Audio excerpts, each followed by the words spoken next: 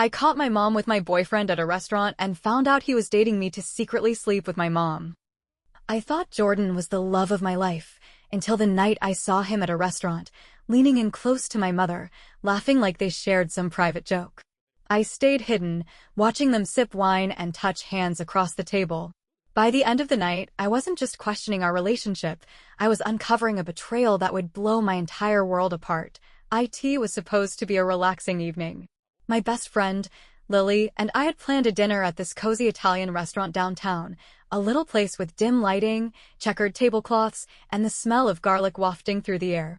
We hadn't seen each other in weeks, so we were catching up, laughing over pasta and red wine when I saw them walk in. At first, I wasn't sure it was them.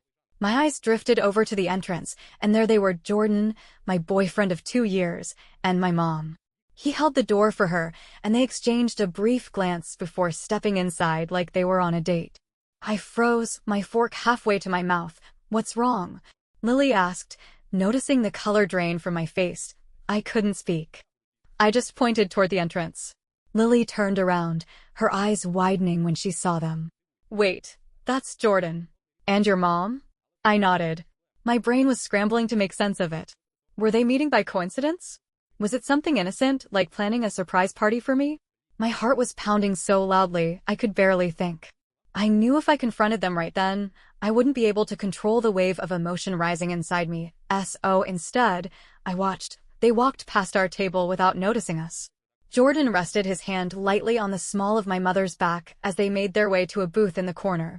When they sat down, he leaned in close, whispering something that made her laugh, too softly, too intimately. My stomach churned.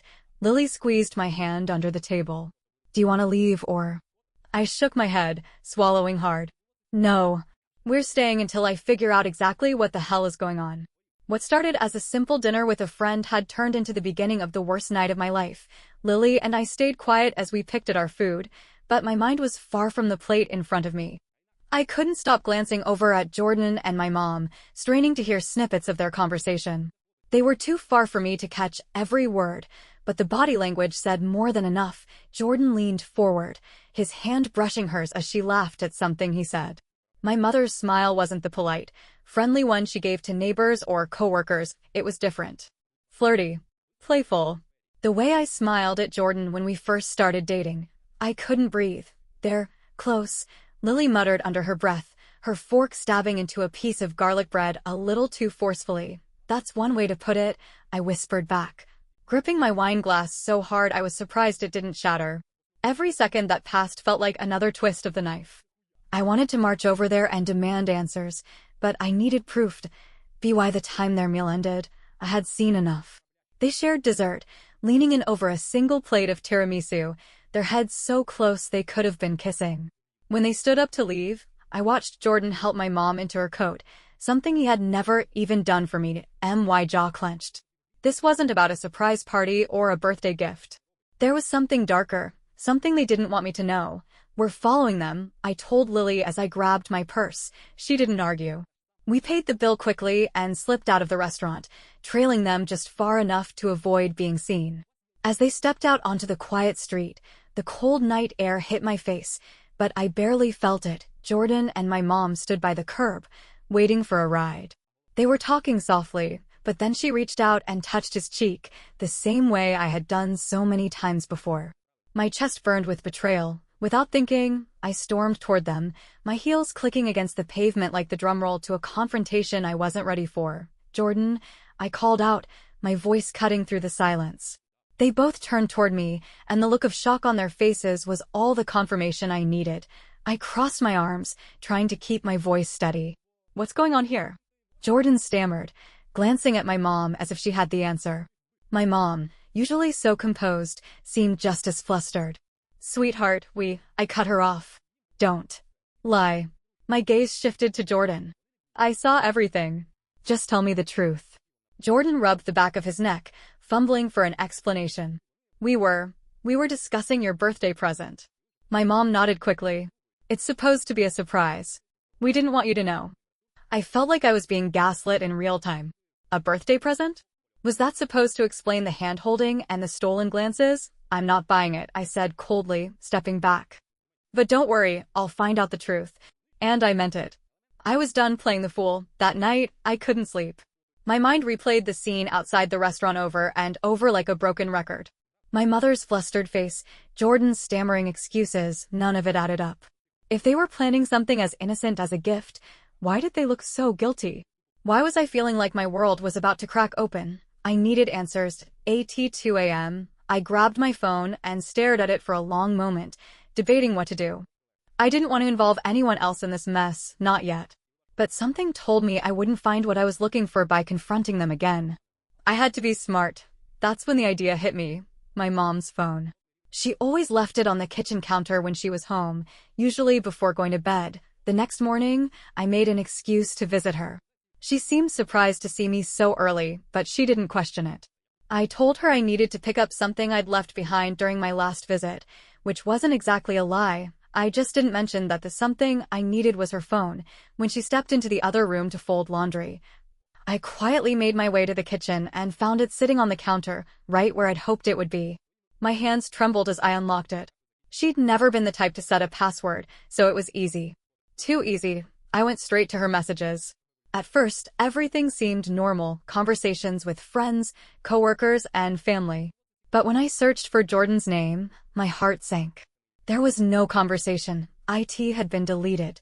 I scrolled frantically, hoping I'd missed something, but it was gone. Every trace of their messages had been wiped clean. The only explanation was that she didn't want me to see them. I felt like the room was spinning. My mother, my own mother, was hiding something from me. The woman I had trusted my entire life had secrets with the man I loved. I snapped a few photos of her phone screen, just in case, and then put it back exactly where I found it. When I walked back into the living room, she smiled at me like everything was fine, like she wasn't shattering my trust behind my back. "Are you staying for breakfast?" she asked, her voice as warm as ever. I shook my head, barely holding myself together. "No, I've got errands to run." As I drove home, I gripped the steering wheel so tightly my knuckles turned white. If they were hiding messages, then there was only one explanation: they had something to hide. I had tried to give them the benefit of the doubt, but not anymore. This wasn't about paranoia. It was about betrayal. And I was going to catch them in the act. The days after I found the deleted messages were a blur of anxiety and restless nights. I needed proof, something undeniable. On Friday night, Jordan gave me my chance. He texted, "Hanging out with the guys tonight. Don't wait up." My instinct screamed that this wasn't about friends, it was about her. I called Lily. "It's happening tonight," I whispered. "I'm in," she said. 20 minutes later, we were parked outside his apartment. My heart pounded as we watched him walk out. He wasn't alone. My mom walked beside him, her heels clicking on the pavement. Jordan placed his hand on her lower back as they laughed and headed to his car. "Follow them," I said through gritted teeth. We tailed them to a boutique hotel. My stomach churned as I watched them disappear inside. I knew what this was. I didn't need to be a detective to figure it out. "Are you sure you want to do this?" Lily asked. "Yes." 15 minutes later, I was standing outside their room 407. My hands trembled as I knocked. The door opened, and Jordan's shocked face met mine. Before he could shut it, I pushed past him. My mom stood by the bed, her face drained of color. Her hand tightened around the collar of her dress like she could hide the evidence. "No more lies," I said, my voice ice cold. "I know everything." Jordan stuttered, but I didn't care. I looked at both of them, my tears threatening to fall. "You've both lost me." I didn't wait for a response. I left, slamming the door behind me. Lily was waiting by the car. She hugged me as I finally let the tears fall, the weight of betrayal too heavy to hold in anymore. The drive back home was silent except for my quiet sobs. Lily didn't say a word. She didn't need to. Her presence was enough to keep me grounded as my world crumbled around me. When I got home, I locked the door, tossed my phone onto the couch, and collapsed onto the floor. The tears came harder now, uncontrollable and suffocating. My mind raced with memories, moments with Jordan, holidays with my mom, times when I thought I was surrounded by love. How long had this been going on? Had either of them ever really cared about me? I wanted answers. I grabbed my phone and, despite my shaking hands, sent a single text to Jordan: "Don't come back. We're done." Then, I blocked his number. I thought about texting my mom, but what was the point? I wasn't ready to hear her excuses or fake apologies. Instead, I threw my phone across the room and let it hit the wall. For once, the silence felt comforting. BY morning, the fog of heartbreak had cleared just enough for me to think straight. I called my dad. He answered on the second ring. "Hey, kiddo. What's up?" His voice was warm, familiar, and exactly what I needed. Without thinking, I burst into tears. "Dad," I choked out, "I need you. Can I come over?" There was no hesitation. "Of course. Come now." Within the hour, I was sitting at my dad's kitchen table, a cup of tea in front of me. The words spilled out before I could stop them: the restaurant, the hotel, the betrayal. He listened, his face darkening with every detail. "I can't believe she did this," he muttered, shaking his head. "To her own daughter. And Jordan, that little," he cut himself off, clearly restraining himself. "You're staying here as long as you need to." I nodded, grateful. For the first time since the nightmare began, I didn't feel entirely alone. A few days passed, but the storm inside me hadn't calmed. My mom had called and texted repeatedly, each message more desperate than the last. I ignored them all. But when she showed up at my dad's house unannounced, I had no choice but to face her. "Sweetheart, please. Just give me 5 minutes," she begged, her eyes already glossy with tears. I crossed my arms, standing stiff in the doorway. "You've got to." She wrung her hands like she always did when she was nervous. "It wasn't supposed to happen like this," she said, her voice cracking. "Jordan and I didn't plan for any of this." "I didn't mean to hurt you." I scoffed. "Didn't mean to hurt me? You lied to me, Mom. You deleted your messages. You met him behind my back. What part of that wasn't intentional?"